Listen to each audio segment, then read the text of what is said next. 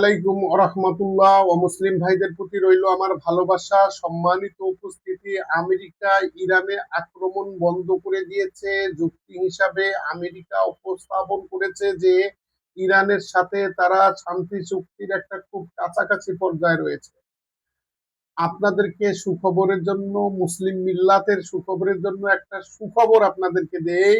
সে সুখবর হচ্ছে তুরস্ক এবং মিশর যৌথভাবে তারা আকাশে মহড়া দিচ্ছে এবং যুদ্ধের প্রস্তুতি, পূর্ব প্রস্তুতি হিসাবে তুরস্ক এবং মিশর কিভাবে কাজ করবে সে বিষয়গুলি নিয়ে তারা নৌবাহিনী এবং বিমান বাহিনী, দুই বাহিনী একত্রে ড্রিল করছে। এদিকে এই ড্রিল দেখে দখলদার দখলদার ফিলিস্তিন দখলদার সেই ইহুদি রাজা নেতানিয়ার ঘুম হারাম হয়ে গেছে।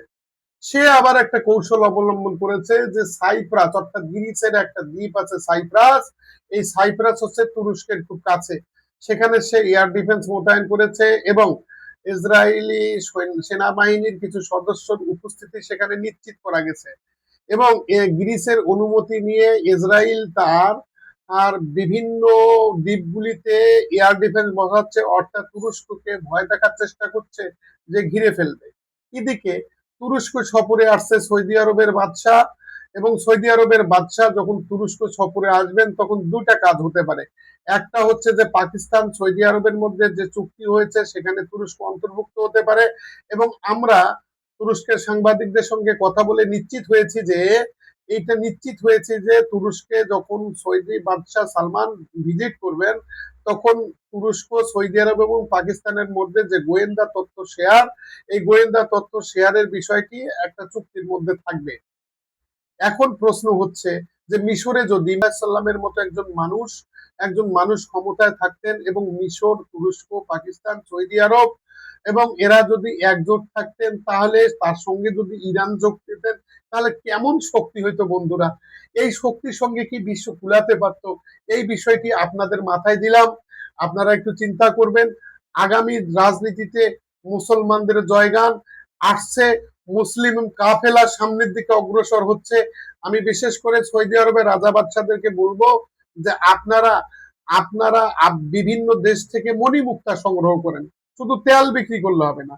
মণিমুক্তা বলতে বিশ্বের বিভিন্ন প্রান্ত থেকে মুসলিম মুসলিম মেধাবীদেরকে নিজের দেশে গিয়ে বসবাস করার সুযোগ দেন এবং সেখানে রিসার্চ করার সুযোগ দেন, এবং এই আল আকসা এবং মসজিদুল নববী এবং পবিত্র মক্কা নগরী, তিনটা হারামাইন শরীফ আছে। এই তিনটা হারামাইন শরীফকে মুসলিম বিশ্ব তাদের শেষ নিঃশ্বাস পর্যন্ত কিভাবে টিকিয়ে রাখবে এই ব্যাপারে একটা রিসার্চ দরকার। আর এই রিসার্চ করতে গেলে সৌদি আরবের লোক, জর্ডানের লোক, বাহরাইনের লোক, সংযুক্ত আরব আমিরাতের লোক এরা পারবে না, কারণ এরা ওই পরিমাণ মেধা, ওই পরিমাণ পড়াশোনা করেনি। বিশ্বের বিভিন্ন প্রান্ত থেকে মেধাবীদেরকে আজকে সৌদি আরব যখন ফুটবল খেলার জন্য রোনালদোকে নিয়ে যাচ্ছে, হ্যাঁ, ক্রিস্টিয়ানো রোনালদোকে নিয়ে যাচ্ছে, সেই রকম করতে হবে কি নাগরিকত্ব দিয়ে বিশ্বের বিভিন্ন প্রান্ত থেকে মেধাবী ইঞ্জিনিয়ারদেরকে, মেধাবী ডাক্তারদেরকে, মেধাবী স্পেস ইঞ্জিনিয়ারদেরকে নিয়ে আসতে হবে এবং নতুন উদ্ভাবন শক্তিতে বলিয়ান হয়ে নিজের পায়ে দাঁড়ার চেষ্টা করতে হবে। এবং আগামী দিনে মুসলিম বিশ্বকে হাতছানি দিচ্ছে। সালাউদ্দিন আইয়ুবী